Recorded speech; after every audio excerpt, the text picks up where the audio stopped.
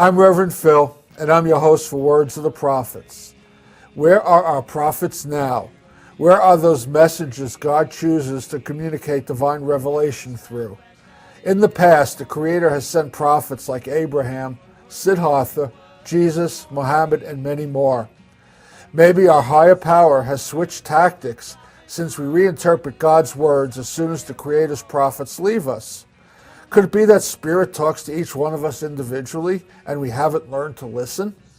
On Words of the Prophets, our modern prophets show us how to find the internal prophet that is the I Am, and we discuss the application of spiritual principles in all aspects of our lives. Love and light, everybody.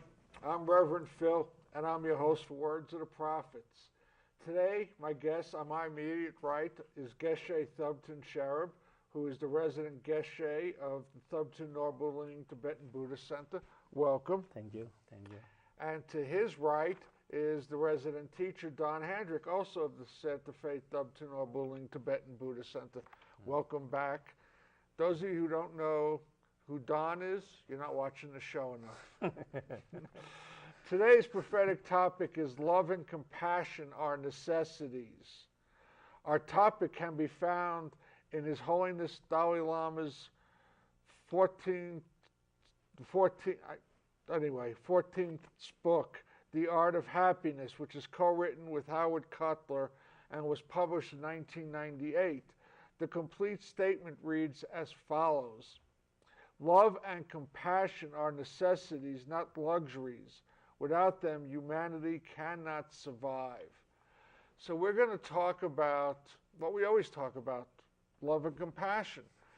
That every religion, every theologian, every practice that comes in on this show is guiding us to the same place. The paths look a little different, but it's always the same thing. Love and compassion, they're necessities, they're not luxuries.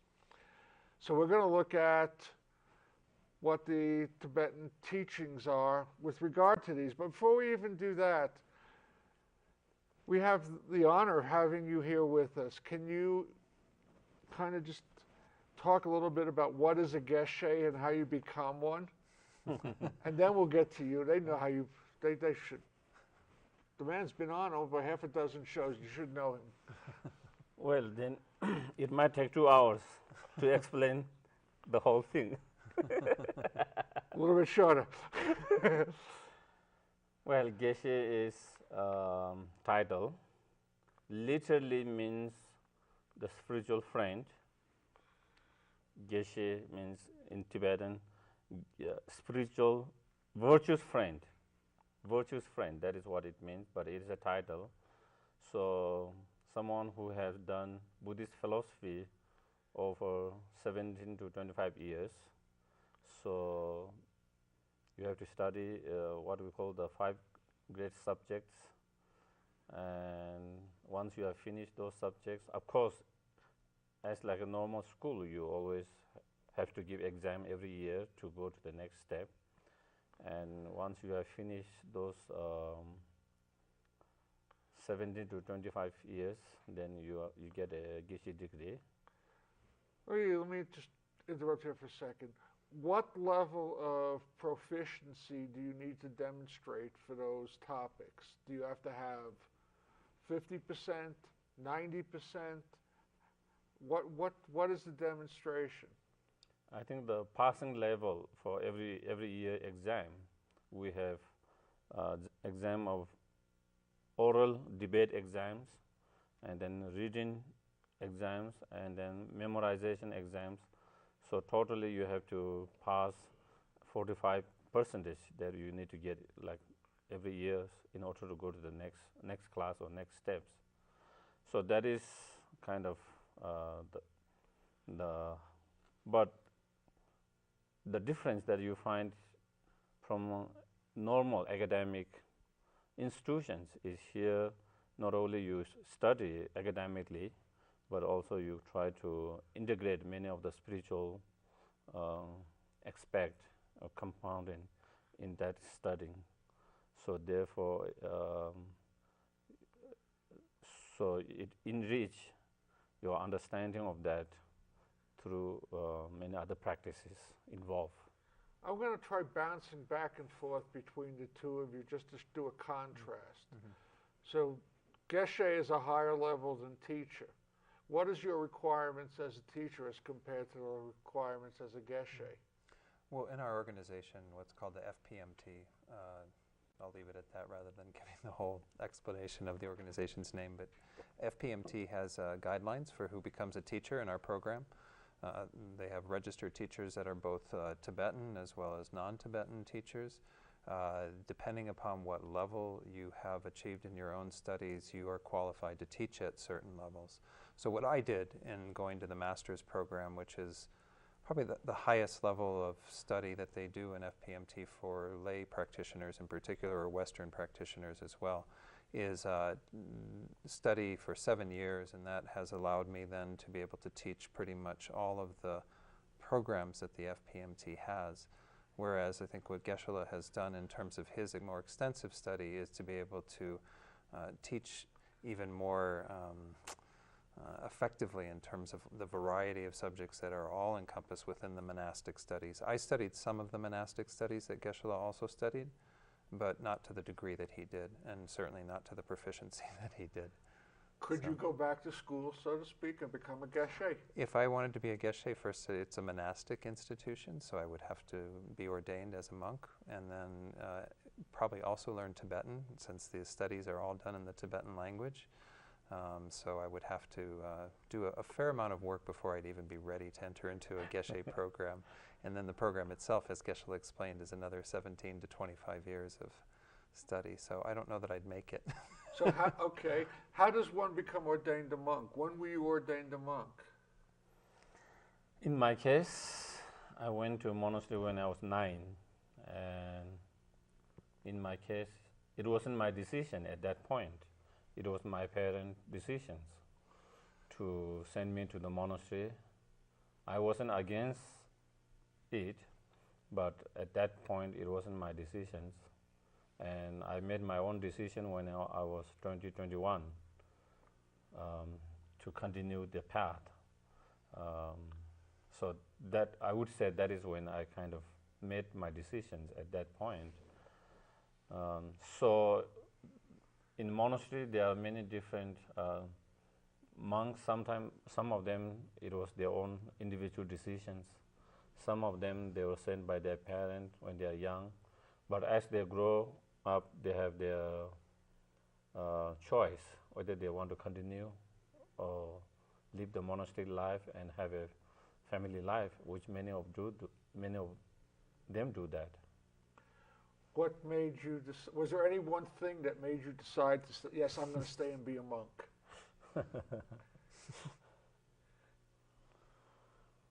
I think it was a combination of many things. I think I went through struggles of 2 years before I made that decisions. I was not so happy at monastery, and when I was around 18, 19. And I struggled for 2 years whether this was my path or whether it wasn't my path, and I wasn't so sure, and I wasn't feeling so comfortable, so happy. And I went through that 2 years of struggles, and within that 2 years, a lot of things happened, and that changed my mind. Why did you decide to become a teacher at a master's level, as opposed to, I guess you could be a teacher at a lesser level? Right. Well, to me, and I guess it was part of a midlife crisis to some degree. I was living in San Francisco and had been working in a financial job for almost 20 years, and I was looking at what to do that would be more meaningful with my life, and I'd met Tibetan Buddhism through another organization, Rigpa, which is Sogyo Rinpoche's organization, a few years before I found the FPMT, the organization I'm involved with now. So for me, it was just a matter of needing to find something that was more meaningful and purposeful to do with my life, rather than getting consumed and being in the corporate world for the entire lifetime and just following that path. So. As a monk going into the Geshe program, I guess for lack of a better term, is there a group practice you do before your studies? Is there like a structured meditation?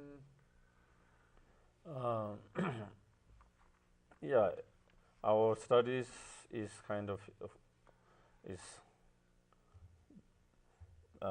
in the morning. Everyone's go do prayer together. First thing that you do. Then we have a time to do memorizations of the root texts, the scriptures, and then morning we have morning debate sessions. So where all the monks gather and they will debate within the group. They will divide into different groups, and within that group there will be some people who are kind of answering, and the other monks who will debate and kind of taking some statements from the scriptures and trying to understand what is meaning of that. So with the reason and logic, who is answering, they have to kind of defend that, and the questioning the others will try to kind of disprove it if they have any reason and logic to disapprove it. And anyone can join in answering or debate. And then again we have one-to-one, two-person again debating all the whole. And then afternoons you have a class with your teachers. And then again evening we have a debate session again. So debate is the main form of studying there. And so again evening we have 3 to 4 hour debate sessions. Again in between we have a time 2 hours for practice, group practice, prayers and practice together.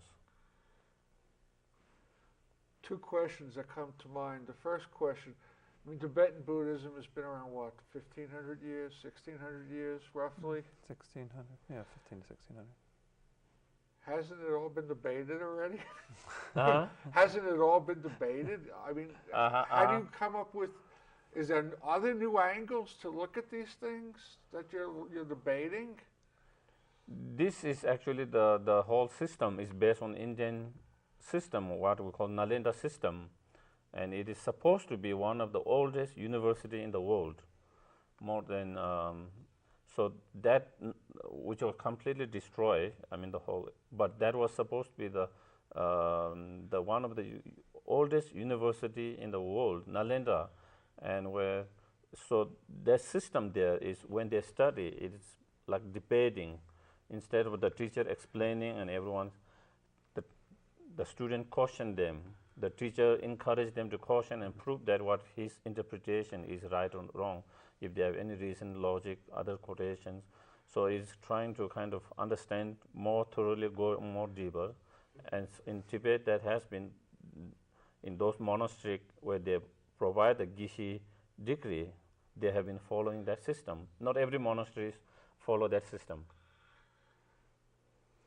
So the debating process then is one more of fine-tuning one's own understanding for both the challenger and the defender in that position, rather than trying to come up with some new conclusion, but rather to help people to eliminate their own wrong views, their own incorrect perceptions and conceptions, and to help that process along through an active form of debate.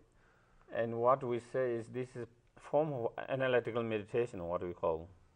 Meditation is a two type of meditation. One is kind of mindfulness meditation, what we call stabilizing meditation or calming meditation or concentration meditation, where you don't use any thought, you just kind of be in the moment.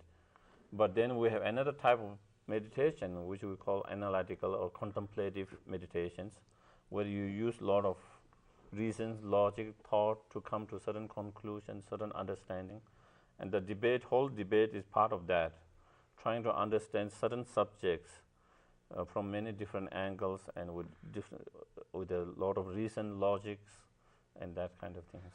So it's not necessarily to come up with something new, it's to really reach the place within each of us that says, I now understand what this is teaching. Yes, to get a it can be new understanding as well. For example, when I started, I have certain understanding of certain subject, whether it's impermanent or interdependence or love, compassion. Over the time, my understanding or my view about that starts changing because someone comes with more reason and logic. My view about, my interpretation about that is against certain reason and logic, so I have to give up that. So it's kind of, sometimes, certain idea I've been having for thinking this is the right for 15 years. After some time, one person come and debate and pin out that it's wrong because he have reason and logic, and I have to kind of think, and if that make more sense with reason and logic, I have to give up that. So it is evolving over the time. So part of the process is to get you out of ego. That will be definitely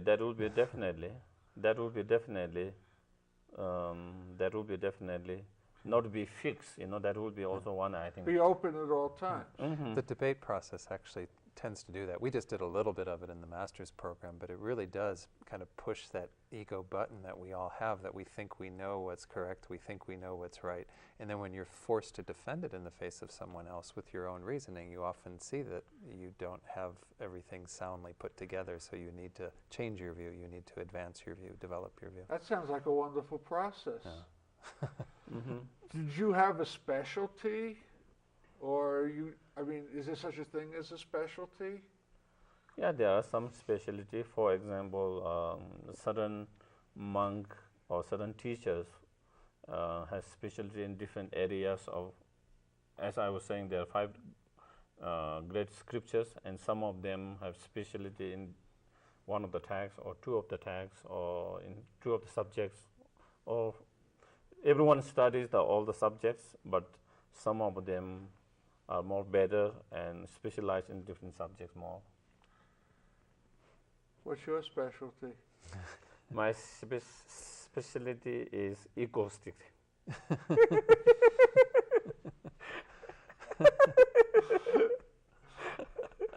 So were you I'm good at that. Were you the comedian of the monastery? No. You seem to have a lot of fun. Well, with my friend, yes. With my friends. That's wonderful. I mean, I think a lot of people carry that impression of, monastic life is very serious, and and to just watch you laugh is beautiful. So now a question for the 2 of you: is there something special about the Thubten Ling Center here in Santa Fe that you both? It has a resident teacher and a resident geshe. I mean, is that normal for all centers, or is there something about our center here in Santa Fe that makes it special that the 2 of you will be there? Well, FPMT centers in general, you won't find an identical situation at that many of them because they're really quite unique to that particular center, what the resources of that center are. We would even say the karma of that center, the ability for that center to attract a teacher, and then through the force of that develop a community. I think that again, Geshe is here as a resident Geshe for 6 months of every year is the agreement that we have kind of going forward for a while at least, and see where that goes. I've been here as the full-time resident teacher. It helps to have at least some level of a qualified teacher around, because then the community grows and develops because you have an access to more teachings in this tradition. But there are some centers, like where I went to the master's program, where they had 2 resident geshes, and so you won't find it to be necessarily identical from center to center. But we're really quite privileged to have someone of Geshe-la's caliber here, especially with his ability to teach us in English. Many of the geshes only speak Tibetan, and so you need a translator as well, and so it can become a little more problematic for centers to host a geshe in that regard, because they have to also support a translator, what have you. So again, every FPMT center is a little bit different in terms of how they've been able to put together an education program. Some of them are, again, more Western teachers at my level or below even, and then others have access to geshes. Okay. Did you want to add anything more, Geshe? I mean, it also depend on the situations of the center, the members of the sometimes they want to get, sometimes they also want to get different perspective. I mean, we are presenting the same Dharma, but I think we might have different way of presenting it because of different culture, because of different, so the way Don might present and the way I might present, it's the same teaching, but presentation might be different, and because of that, some people can relate differently, and so it is always good to have that options.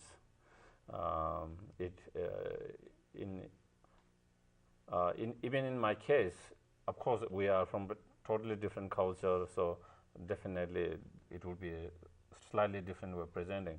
But even in my case, when I was studying in India, I have 3 main teachers, and they all have totally different way of presenting it. So that was very good for us, because then we get to know from different perspectives.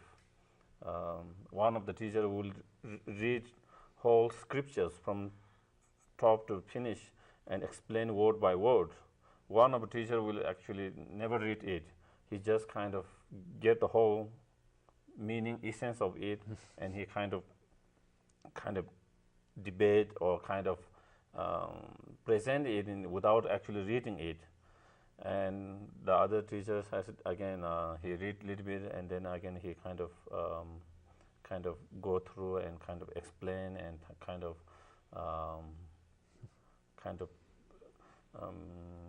create the situation to more discussions, debate.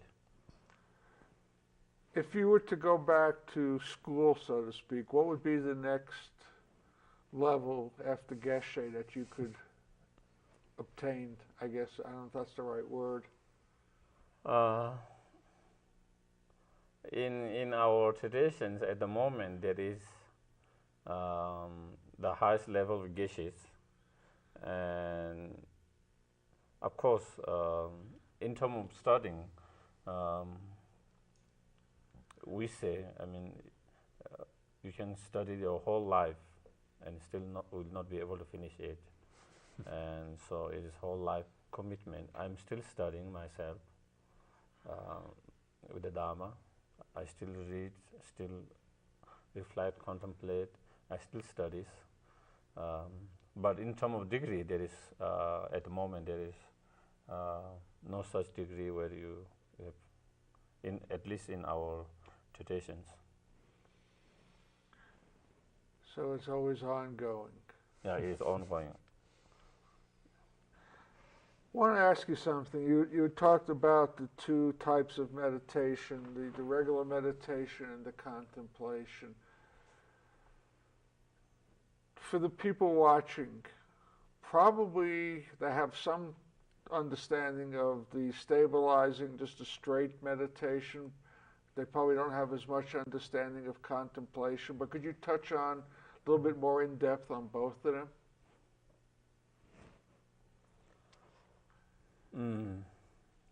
As I think the ways most people know the meditation more as the mindfulness meditations, stabilizing, calming down your mind.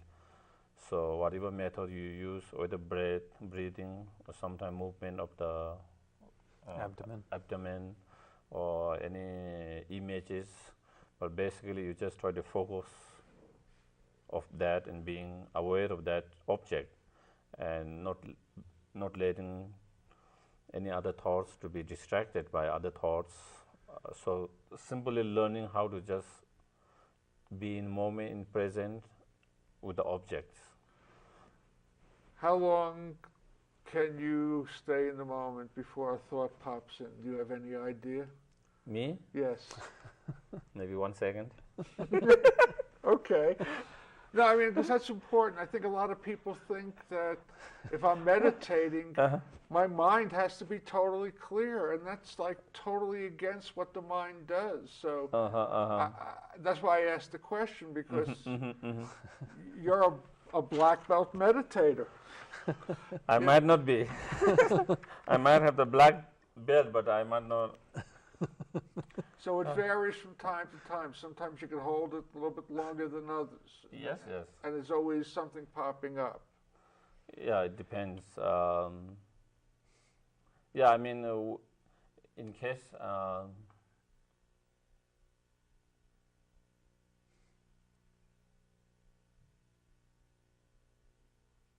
yeah, also we never kind of watch Yeah. second o'clock to, even when we do that kind of meditations. But again, as I said, sometimes you can focus more, sometimes you can focus less. But I mean, those people who does it well, they can do for hours. There are people who can do that without being distracted, hours and hours. That's mind-boggling. Yeah. That's kind of how it's presented in the teachings we follow, is this idea that you go on a process, and it's actually laid out very clearly. As I understand it, it even comes from the Hindu tradition and the meditative techniques that they developed in India even before the Buddha. And the Buddha used these same techniques to fine-tune his awareness to the point where he could stay on a single object as long as you wish and never be distracted. So, I mean, that's the goal of our stabilizing this part of our meditative practice, is to really get to that place. But it increases over time, and it will fluctuate within. So it's always it's like developing a muscle, so to speak, or developing a practice. It's not just all of a sudden spontaneous. Yeah. It is a continuous practice. It needs a continuity. Someone to do continuity, even it means a short 5, 10 minutes, 15 minutes of that meditation, the most important continuity. Over the time, over the continuity, then they will actually get better, being able to be in the moment, present with that object without being distracted. Do you have a regular practice, and how long do you practice for each day? Yeah, I do around 2 hours morning, and then maybe evening is short, half hours maybe, but my practice morning most time. Now let's go to the other one, the analytical.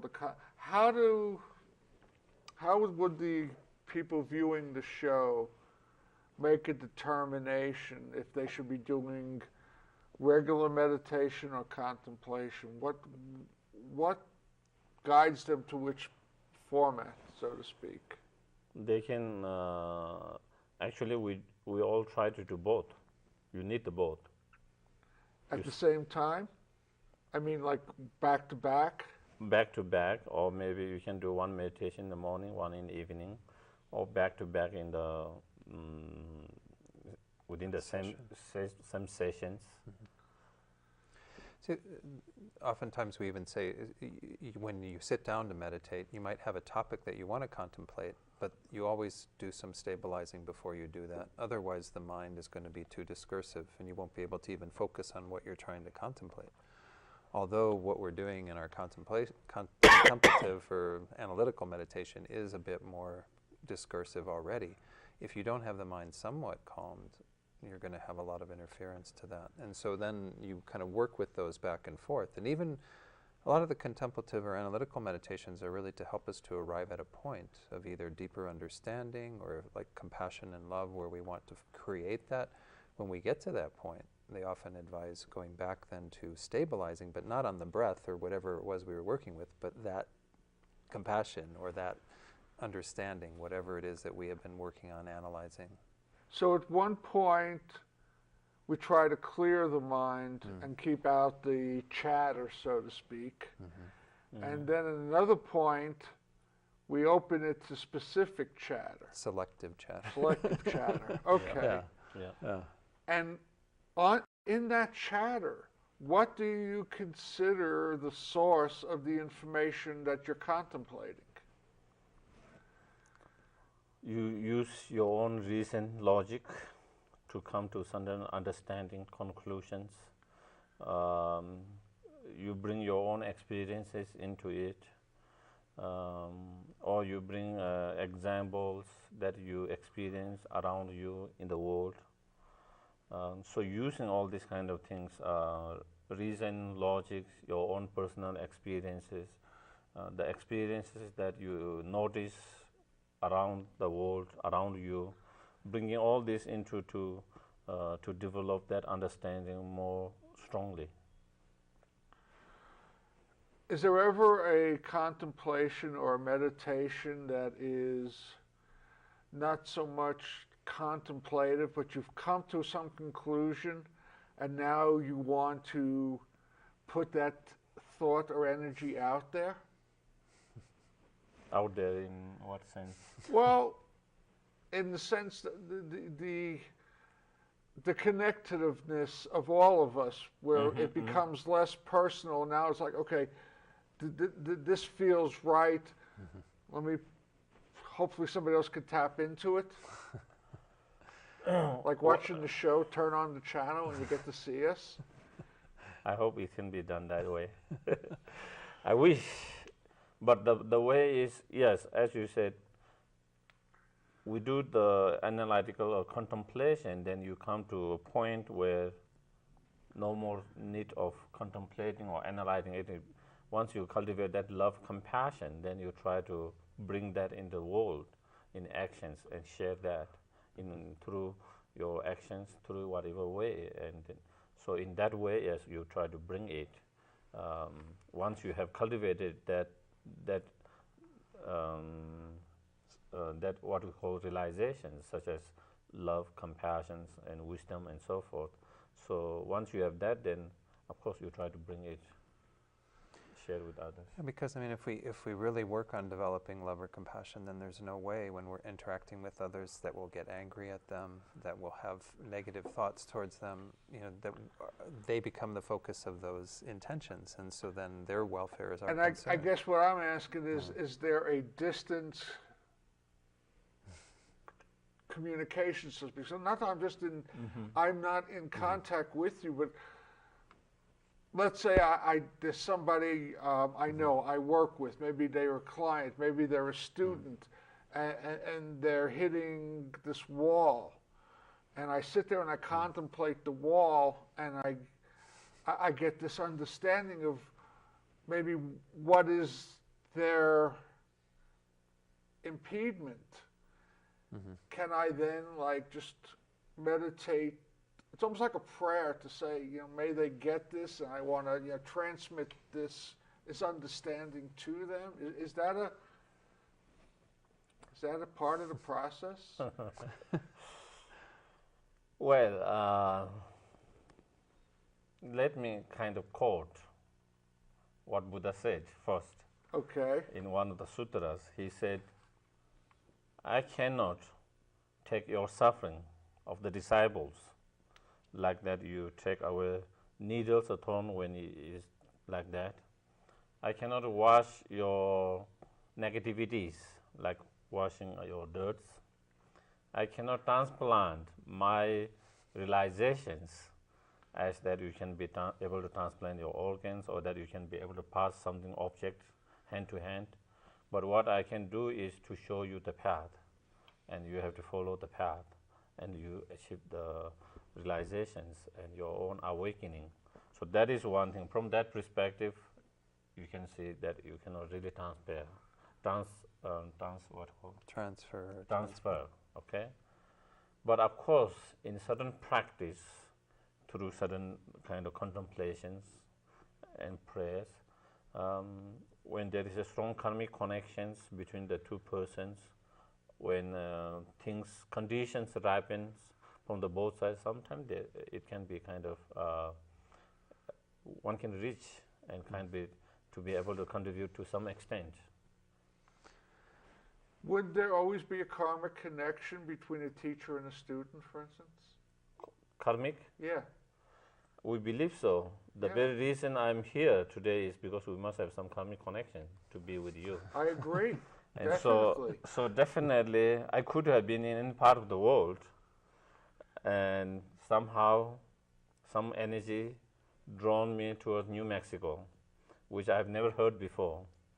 Taos, Santa Fe, I've never heard about. Even when I say my friends all over the world, I'm in New Mexico. Mexico? Not Mexico, New Mexico. Nobody really understands it. It is in the United States. It's not in the Mexico, and I have to repeat them.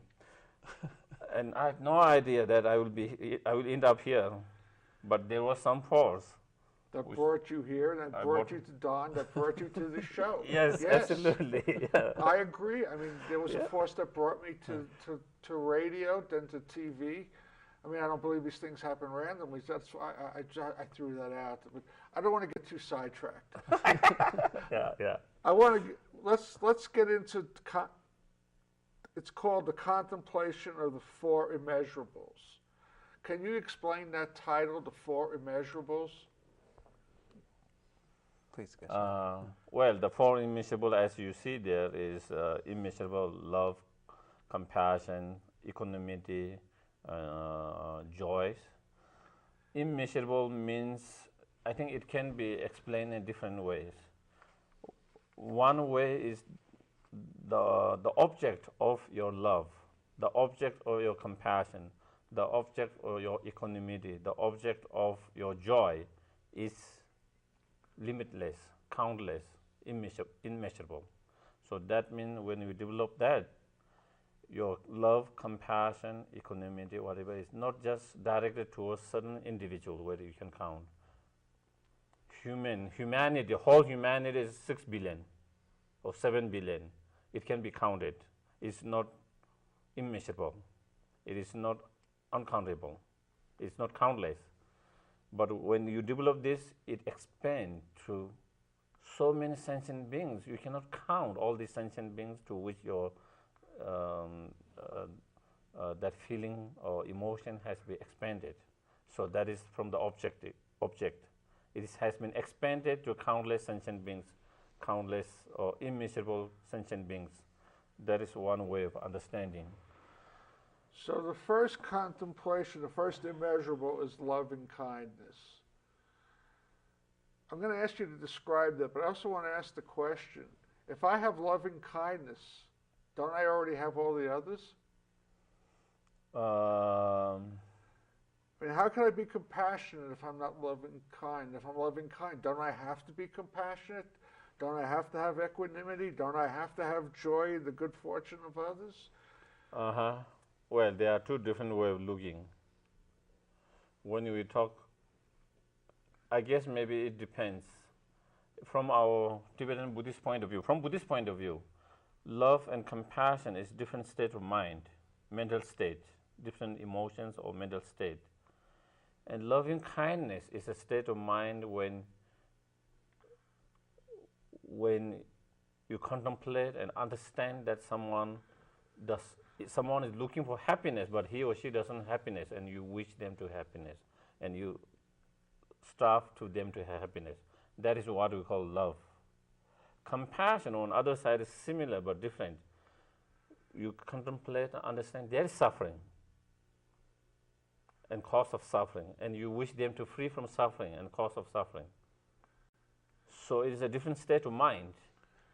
Yeah, and they're very much companions of each other. I mean, because when you're developing one, you're also strengthening the other. But you have to have a separate intention or thought to think that you want someone suffering to be removed versus you want someone to have happiness. I mean, they sound, again, very related, and they are, but... I'd like to go into a little bit deeper, and maybe tell me if that's okay. Let's look at the Chinese invading Tibet. How would you apply those two separate immeasurables to that situation? Yes, in terms of compassion, you can think that the Chinese people, not only the Chinese people, I mean not the whole China, even the people who make those policies in the government and suppress not only Tibetans, even many of the Chinese people themselves, to understand that they themselves are just like ourselves, who wish to be happy, who doesn't want to be suffer. Despite that, despite external differences, on emotional level, on mental level, we all are same. And despite that, even they do not wish to be, they wish to be happy and they do not wish to suffer, but they also, just like ourselves, they are going through a lot of suffering, a lot of pain in their life, on personal level, on different levels. And so when you understand that, they're true, just like ourselves, struggles, go through so much pain, so much problems, so much suffering, then you begin to feel some kind of, your heart begin to kind of open out to understand and feel their feelings, and then cultivating a wish to free them, wishing them be free from suffering and cause of them suffering. So that's the compassion. So that's seeing that they are driven by fear, pain, anguish, low self-esteem, ego-driven. Afflicted emotions, all afflicted emotions, different afflicted emotions. Yeah. Let's get a little deeper with this. How does this all tie in karmically? Which one? The Chinese and Tibetans. So we see that they're in pain. So we pray for them, we meditate, we contemplate. Where does karma fit into this whole, besides being the root cause, how else does it fit into the dynamic of what's going on and how we deal with it? Well, of course, when we try to understand this situation from karmic point of view, we believe that we Tibetans had to encounter that kind of situations to some extent because we have created the cause and condition in previous, so karmically kind of returning back. So that adds a level of acceptance to the whole situation. Absolutely. I mean, the whole thing is karma can be changed, okay? Karma can be transformed. So before everything's ripened, the karma is fully ripened, there are many causes and conditions which kind of allow that karma to fully ripen. And that time we can stop those conditions, we can stop the karmic result ripening. But once it has fully ripened, there's nothing we can do. It is like already burst. The only best way to do is accept it. And that with that acceptance, we be peace with ourselves, peace with them. And that's so the acceptance drives the compassion. Yeah, I couldn't be compassionate without the acceptance. Yeah. Because if we look at it as, this horrible suffering that's happening, and all we think is we want to get back at the people who caused it, we're creating the same cause of why we are experiencing it in the first place. And we're just recycling the karma. Exactly. Whereas if we think this is an opportunity for me now to use this to develop compassion, to develop qualities where I can benefit both those people who are causing this as well as all beings, well then it's an amazing opportunity. Okay, so then we just talked about compassion. How about loving kindness? So that is same thing. Loving is when, again, just like myself, I want to be happy all the time. Joy, happy, and even whatever happy I have, still not satisfied, wanting more and more happiness, joy in my life. Same way, even the Chinese people who are torturing, basically, a lot of people. Also, themselves want to be happy, just like ourselves. We share same emotion, is same, and wanting more and more happiness. But at the same time, they are unable to find true, lasting happiness, just like myself. And they are derived of happiness, true, lasting happiness. And so when I understand that, just as I wish I would be able to find a true, lasting happiness, then I begin to understand that, and you develop a strong wish for them to have happiness, true happiness, lasting happiness, and cause of happiness.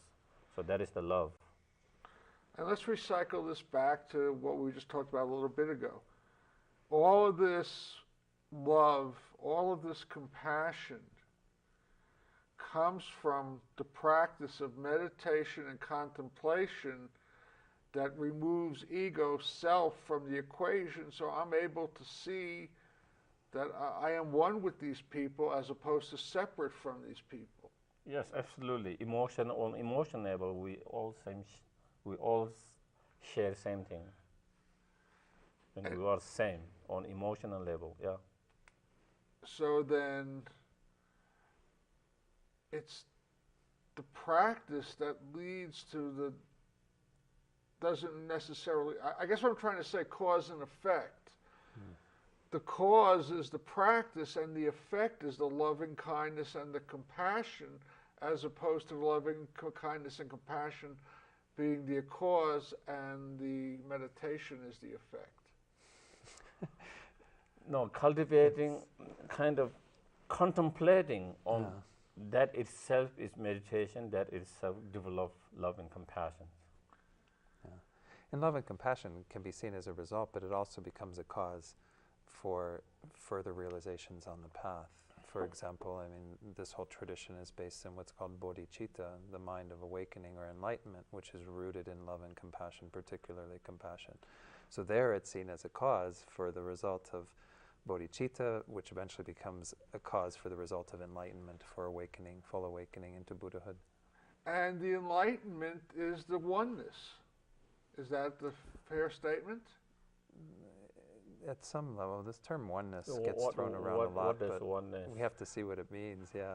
Okay, my understanding of the process could be different than, you two have. I'd be surprised if it wasn't. The Nirvanic meditations were a series of 4 meditations that Buddha used to strip himself of all attachment to self. And when that self was gone, the only thing that was left was the connection of the oneness. Would that not be, I'm one with everything. I'm not a singular object floating by myself. I am connected to everything. Everything's connected to me. That's what I mean as the oneness. Yeah, when you have understanding of the reality of self, of all the phenomena, then you have understanding of interconnectedness, interdependence, subtle interdependence, subtle interconnectedness, and of course, when you have that understanding, definitely your feeling of oneness does comes. But whether they all become one, that is not the case. See, there's still like a diversity of things within the space of things all being interconnected. Yes. Yeah. Okay. So we each have our own little unique flavor that adds to the bigger picture, so to speak, or the bigger meal, whatever the right expression would be. But we lose in the process of realizing selflessness this idea of being an isolated, concrete, independent unit, and the interconnectedness is realized as a process of that.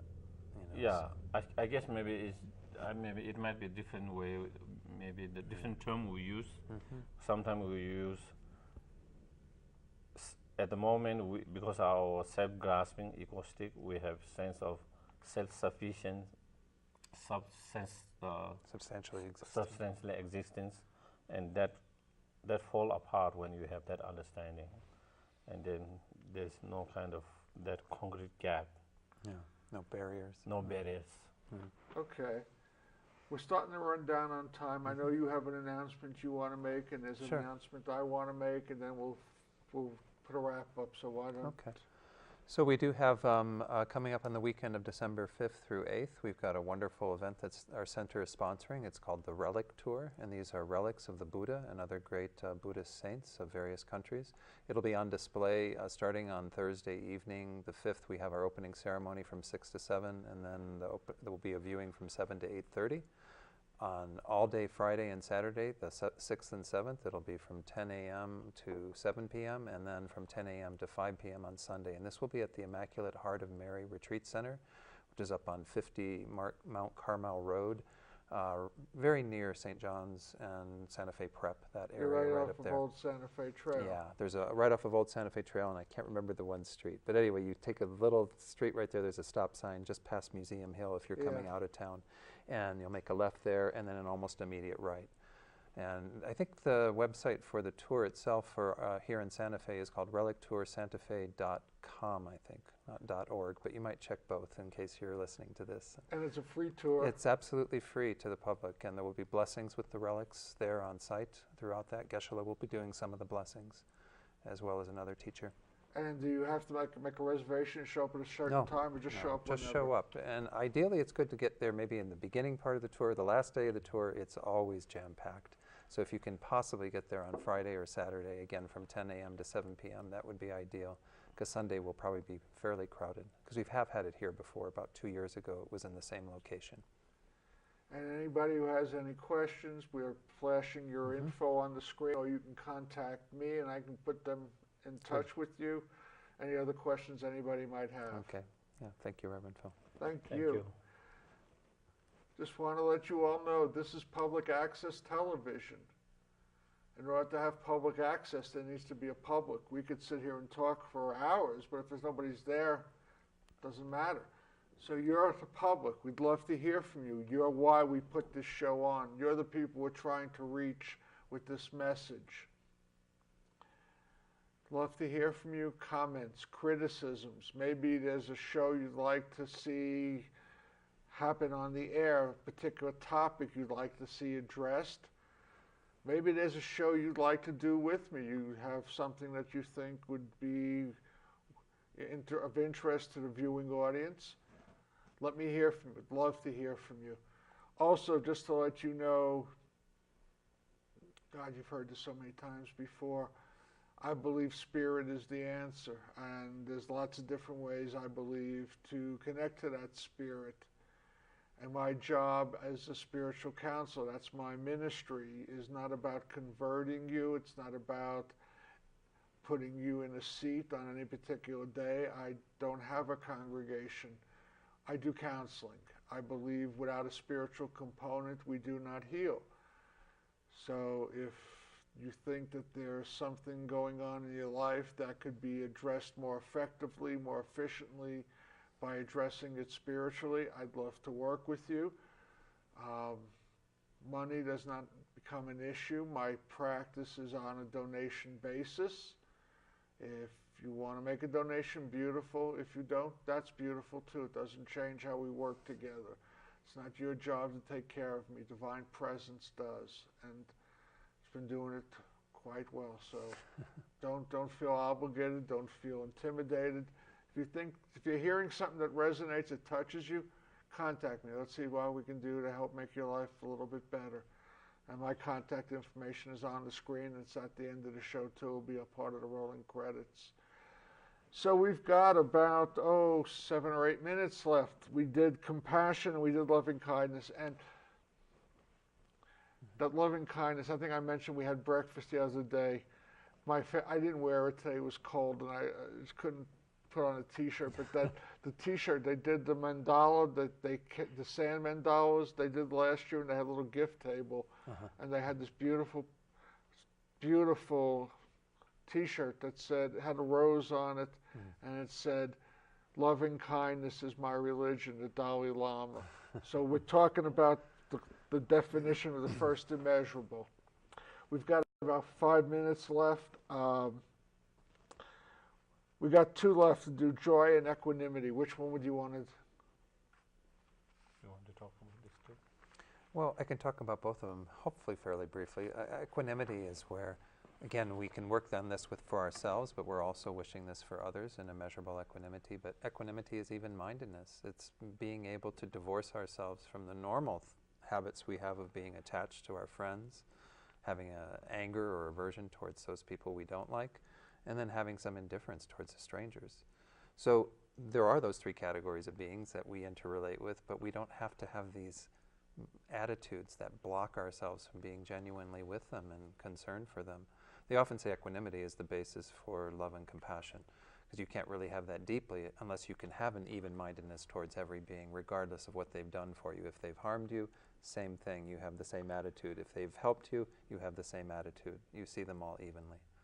And then joy is really taking joy in the good things that people do have, the qualities they possess, the good karma that has ripened for them, everything that goes all the way up to their realizations. It's really an antidote to a lot of our jealousy, our inability to really be effectively with others in the space of rejoicing genuinely in their happiness and well-being and wishing for all beings to have that. And maybe Geshe can add a thought or two based on that. No, I mean, as Donald mentioned, if you look this like cause and effect, equanimity will be the basic foundations. On the basis of equanimity, then you build true love and compassion. On the basis of true love and compassion, I think the joys come quite naturally. When you have true love and compassion for everyone, when you see success, goodness, happiness of others, there is joy of seeing that, sharing that joy. I want to go totally off field here. We got a couple minutes left. As we've been talking about these four immeasurables, my ministry is one of embracing all. There are so many similarities in the teaching of Buddha as there are in the teaching of Jesus. Is there anything in Tibetan Buddhism that hints at a connection between the two? There are books out there, I don't know if they're real or not, that there's 30 years of Jesus' life that nobody knows what happened from the time he was young till the time his ministry started. People don't know where he was, and there's some people who write books because of his teachings, that he spent time in the East, that he studied with, Buddhist, Hindus, Vedic. Is there anything in your traditions that talk about that at all, or hint about that at all?